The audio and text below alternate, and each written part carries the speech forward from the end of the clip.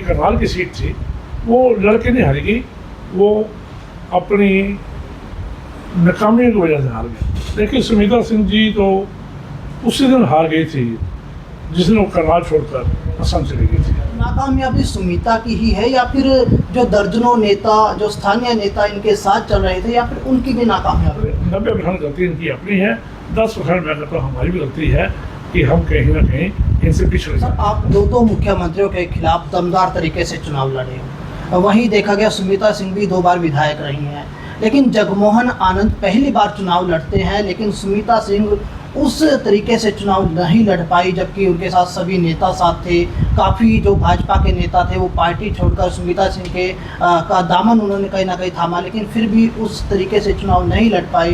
क्या मानते? 3 उम्मीदवार तो हमारे लड़के हारे हैं, शमशेर गोगी, राकेश कमोज और वरिंदर ठोर। करनाल लोकसभा की तो एक भी सीट नहीं जीत पाई कांग्रेस, 9 की 9 हार गई। लेकिन जहाँ 5 से 7 हज़ार की हार हुई है उसको हम कह सकते हैं ईवीएम में घोटाला हुआ होगा, लेकिन जहाँ 35 हज़ार से हुई है वो उसका ईवीएम में घोटाला नहीं है, वो लोगों का जनादेश है। लेकिन ना तो मैं टिकट मांगूंगा मेयर की, ना मांगूंगा एमएलए की टिकट नेक्स्ट सुमित्रा सिंह की है।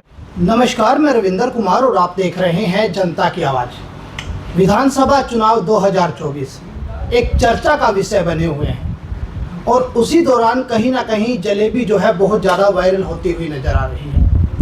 जीती जताई बाजी जो है कहीं ना कहीं कांग्रेस के हाथ से निकल जाती है और भाजपा जो है फिर से तीसरी बार सत्ता में आ जाती है।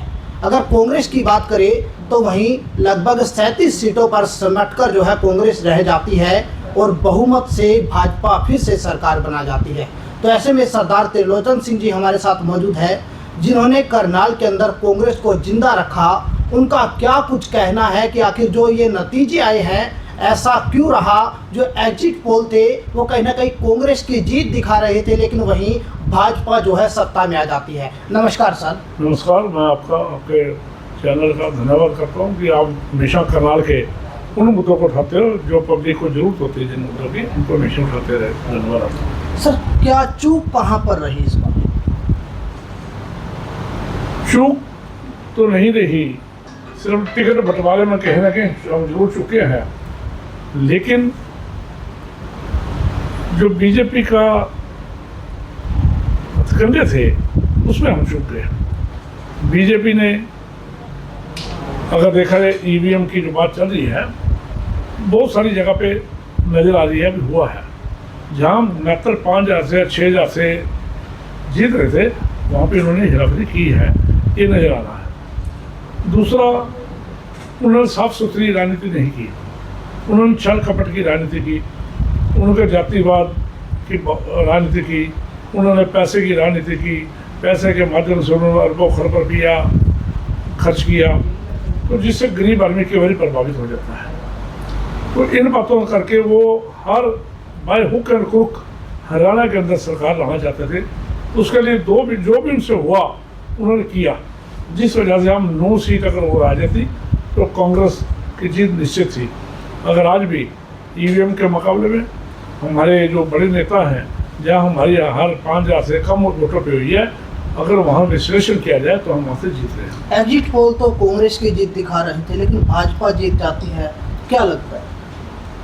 देखिए, जम्मू कश्मीर में जो एग्जिट पोल दिखाए वहाँ ठीक निकले, हरियाणा के अंदर गलत क्यों हुए, इससे साफ ही था।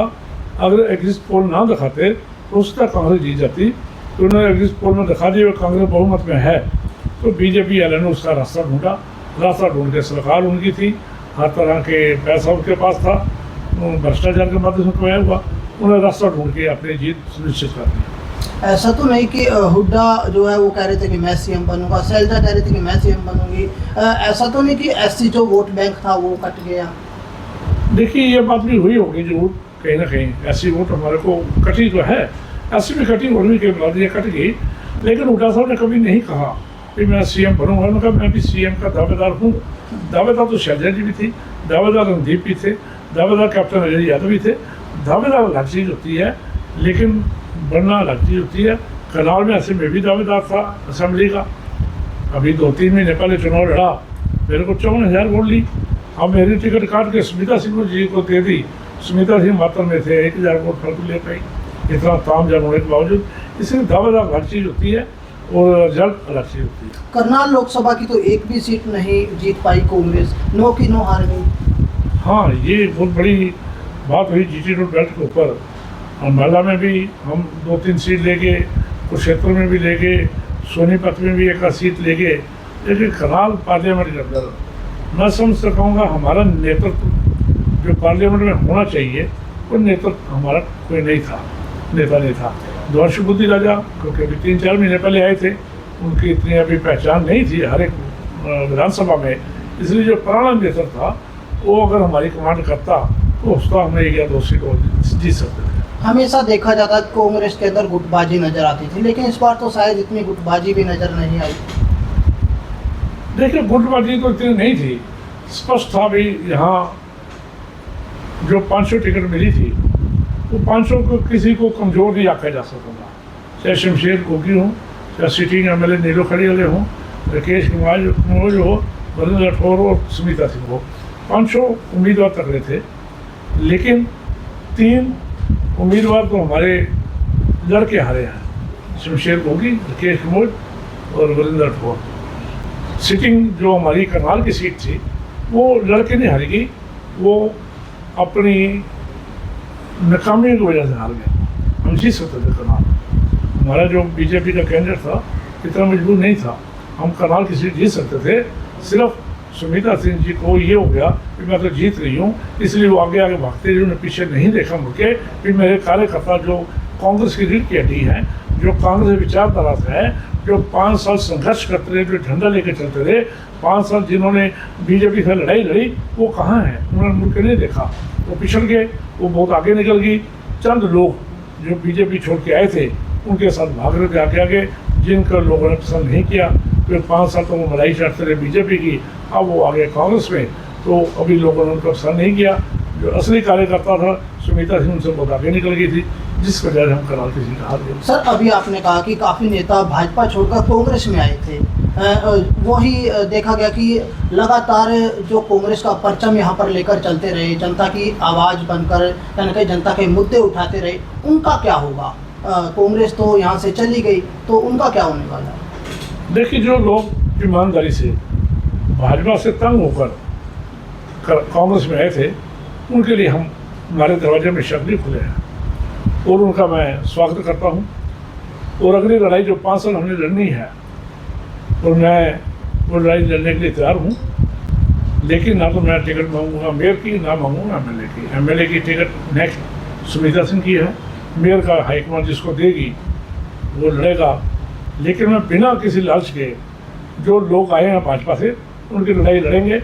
अगर भाजपा का कोई भी नेता उनको तंग करने की कोशिश करेगा तो उसको सोचना पड़ेगा 10 बार कि त्रिलोचन सिंह और करनाल के जो कर्मठ कार्यकर्ता हैं उसके साथ खड़े हैं, तो उनको निराश होने की जरूरत नहीं है। और ना ही जो वो कार्यकर्ता जो 5 साल तक लड़ाई लड़ते रहे, 10 साल तक लड़ाई लड़ते रहे, आज वो ये महसूस ना करें भी हम अकेले रह गए। नहीं, मैं उनके साथ पहले भी खड़ा था, आज भी खड़ा हूँ, आगे भी खड़ा रहूँगा, उनकी लड़ाई बखूबी लड़ूंगा और छाती ठोक कर लड़ेंगे। जो भाजपा से आए हैं उनको मैं क्या देना चाहता हूँ, ईमानदारी से अगर वो कांग्रेस में आए हैं तो हम ईमानदारी से उनकी मदद करेंगे, उनको भूल जाएंगे हम ये भाजपा से आए हैं, वो हमारे परिवार के मेंबर हैं, हम उनकी लड़ाई लड़ेंगे।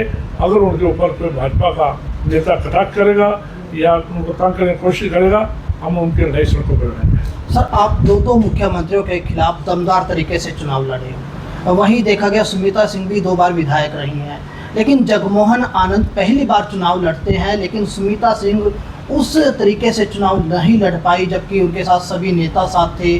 काफ़ी जो भाजपा के नेता थे वो पार्टी छोड़कर सुमिता सिंह के का दामन उन्होंने कहीं ना कहीं थामा, लेकिन फिर भी उस तरीके से चुनाव नहीं लड़ पाए।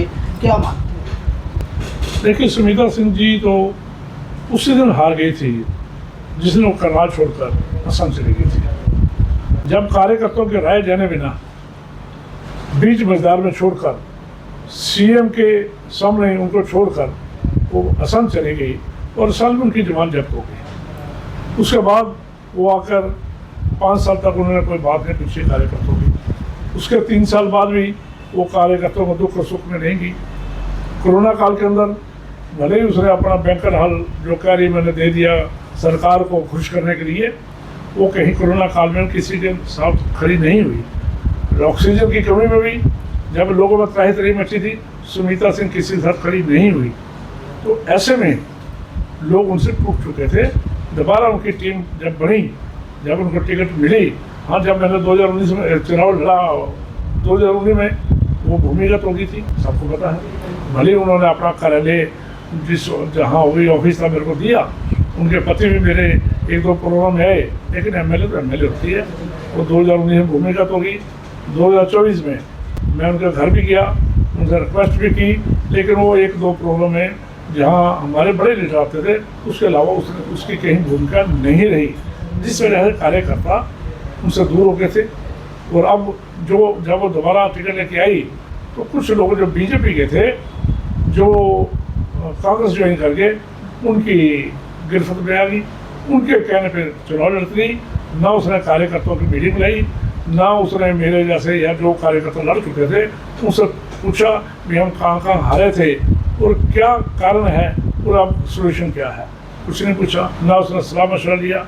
जयपुर थोड़ा बहुत बड़ा कद है करनाल में, उनसे भी सिर्फ बुला स्टेज पर बुला देती थी 2 मिनट के लिए, लेकिन कभी भी उनसे बैठकर नहीं जानने की कोशिश की हमारा भविष्य क्या है, हमारी कमजोरियाँ क्या है। वो तो आगे आगे भागते रही, लोग पीछे पीछे भागते रहे। तो चंद चेहरे वही उसके साथ नजर आते थे, वही दफ्तर में नजर आते थे, वही कार्यक्रम कराते थे, वही चेहरे हर एक जगह स्टेज पे होते थे। इसलिए देखा गया महिलाओं की भी अनदेखी हुई करनाल विधानसभा में। महिलाओं की अनदेखी करनाल विधानसभा में तो ये नहीं है कि टीम नहीं थी उनके साथ महिलाओं की। भले उनकी बेटी, जो हमारी बेटी है, अशोक राणा जी की पत्नी गुरिंदर कौर रानी कमोल ने अपनी तरफ से काम किया, लेकिन जब एक वर्क ना हो, टीम वर्क ना हो, एक कांग्रेस की महिला कार्यकर्ता संतोष ध्यान, निर्मल, ये सारी लगी रही, उषा तुली लगी रही। जब तक महिलाएं एक ग्रुप बनाकर परिवार के मेंबर के साथ, कैंडिडेट के साथ नहीं चले, तब तक वो कमी महसूस होती है और वो नहीं चलाने में कामयाब रही सुनीता सिंह। वो तो कुछ चेहरों को लेकर चलती रही। सर, सुनीता सिंह जी का कहना था कि यदि उपचुनाव में उनको टिकट मिलती तो वो चुनाव जीत जाते मुख्यमंत्री के खिलाफ, लेकिन अब नया कैंडिडेट मैदान में था, उनके मुकाबले में वो हार जाती है। काफ़ी बुरी तरीके से कहीं ना कहीं देखा गया वो हारी है। देखिए, लंच को डिनर और डिनर को लंच नहीं कहा जाता, ये 2 बातें अलग अलग है। लंच टाइम पे ही होगा और डिनर रात को होगा, ये सबको पता है। मुख्यमंत्री के मुकाबले मेरे को 54,000 मिली और इतना ताम झाम, 5 MC, 5 former MC, Rakesh Nagpal, Balwinder Singh ji Kalra, हमारे बड़े भाई जयप्रकाश गुप्ता, सैकड़ों लोग बीजेपी के देने के बाद भी मात्र 1,500 वोट फालतू ली, तो कहाँ से जीत जाती है। हाँ, अगर उनको टिकट दे देते था, मेरे को कोई इतराज नहीं था, तो खुद ही मैदान छोड़ के भाग गई थी, क्योंकि CM का मुकाबला नहीं करना चाहती थी। अब इनको फ्री हैंड था तो अब लड़ लेती, लड़े क्यों नहीं इलेक्शन। कभी देखा तक हमने भी, जिस दिन आपका रोड शो हो उस दिन कार्यालय बंद कर दिया गया, उस दिन शाम को कार्यालय बंद कर दिया गया रोड शो वाले दिन, तो कार्यकर्ता कहाँ जाएंगे। एक नेगेटिव मैसेज उस दिन गया बहुत ज़्यादा करनाल में भी, शायद कार्यालय बंद कर दिया, ये हार रहे हैं, ये नहीं होना चाहिए था। कार्यालय आखिरी दिन तक पोलिंग के बाद बंद किया जाता है। मेरे जैसे जिस पे आरोप लगते थे भाई ये धीमी चुनाव लड़ रहा है, पैसा ले लिया, पैसे की कमी है, तो मैं अगर चुनाव जान लेता हूँ तो सुनीता पे ना तो पैसे की कमी थी, ना धीमी कार्रवाई चल रही थी, कार्यकर्ता इसके साथ थे और हाईकमान इसके साथ थी, फिर कौन चुनाव जीती। कमी अपने में खुद में है, दूसरों पे थोपने की बात ना कहें तो अच्छा रहेगा। आगे आने वाले दिनों में जितना ये दूसरों पे थोपने की कोशिश कीजिए, उतना इसका आप खुद का चेहरा धुंधला होगा। सर, नाकामयाबी सुनीता की ही है या फिर जो दर्जनों नेता, जो स्थानीय नेता इनके साथ चल रहे थे, या फिर उनकी भी नाकामयाबी है? नहीं, इसमें हम भी मानते हैं, हमारी भी रही, मेरे जैसी भी रही, क्योंकि हम उनको अगर सलाह देना चाहते थे, उन्होंने सलाह नहीं ली, तो हम अगर उसकी ज़बरदस्ती उसको पकड़कर सलाह दे देते, बहन हमारी बहन थी, उसकी भाभी पकड़कर शायद वो मान जाती, लेकिन वो मासूम को ज़्यादा दूरी बना बैठी थी। ये कार्यकर्ताओं की कमी भी कह लो, लेकिन वो एक ये मैसेज देना चाहती थी कि मैं अकेले अपने दम पे जीत के आई हूँ। यहाँ मार खा गई, अकेला कोई जीत नहीं सकता, एक बरादरी में कोई जीत नहीं सकता, छत्तीस बरादरी को साथ लेके चलना होता है, सबका प्यार लेके चलना होता है, सबसे पीछे चलना होता है। कार्यकर्ता आगे चले, उनके साथ पीछे चलो। लेकिन ये कार्यकर्ता से बहुत आगे निकल गई थी, कार्यकर्ता देखते थे। और दूसरा, जिन्होंने 2019 में बाई इलेक्शन में बस्तर संभाले, बूथ संभाले, उनसे ले लिए गए, नए आदमियों को दे दिया गया। नए आदमी जब आएगा उसको टाइम लगेगा, टाइम था नहीं, तो इसलिए ये चुनाव हार गई। मतलब 90% गलती इनकी अपनी है, 10% मैं कहता हूँ हमारी भी गलती है कि हम कहीं ना कहीं इनसे पिछड़ गए। उनका कहना है कि कहीं ना कहीं ईवीएम में भी गड़बड़ी हुई है, जबकि आपका कहना है कि ईमानदारी से भाजपा चुनाव जीतती है। नहीं, मैंने ये नहीं कहा ईमानदारी भाजपा चुनाव, मैंने ये कहा जो लोग ईमानदारी से भाजपा से इधर आए हैं बाकी छोड़ कर। दूसरी बात ये है, जहाँ 5,000 से कम मतों पे या 7-8 हज़ार के कम मतों पे भाजपा जीती है, वहाँ हम गड़बड़ी कह सकते हैं। नहीं, आपकी कुछ वीडियोस में देखा कि आपने कहा कि जिस ईमानदारी से भाजपा जीतती है उस ईमानदारी से यदि काम करे तो हम भी साथ देंगे। हाँ, नहीं, अब तो हम उनको ये कहेंगे ना भी जैसे जीत के आई है, अगर काम करें, अब जनादेश मिल गया, अब कल परसों की वोट हो जाएगी, तो फिर हम उसको नकार थोड़ी सकते हैं। अभी झूठा मुख्यमंत्री है, झूठा मंत्री है, नहीं नकार सकेंगे। कोर्ट नकार सकती है तो हम नकारेंगे, हमारे नेता भी कह रहे हैं, हम भी कह रहे हैं। लेकिन जहाँ 5 से 7 हज़ार की हार हुई है, उसको हम कह सकते हैं ईवीएम में घोटाला हुआ होगा। लेकिन जहाँ 35 हज़ार से हुई है, वो उसका ईवीएम में घोटाला नहीं है, वो लोगों का जनादेश है, जो हम मानते हैं। तो अंत में उनको क्या कहोगे जो नेता अब घर पर बैठे हैं इस हार के बाद? देखिए, हारने के बाद ही जीत होती है, और लड़ने के बाद ही आदमी निश्चित होकर अगर लड़े, ईमानदारी से लड़े, तो हमेशा परचम मिला रहता है। हम अभी लड़ाई लड़ेंगे 5 साल, उन कार्यकर्ताओं को निराश होने की जरूरत नहीं है।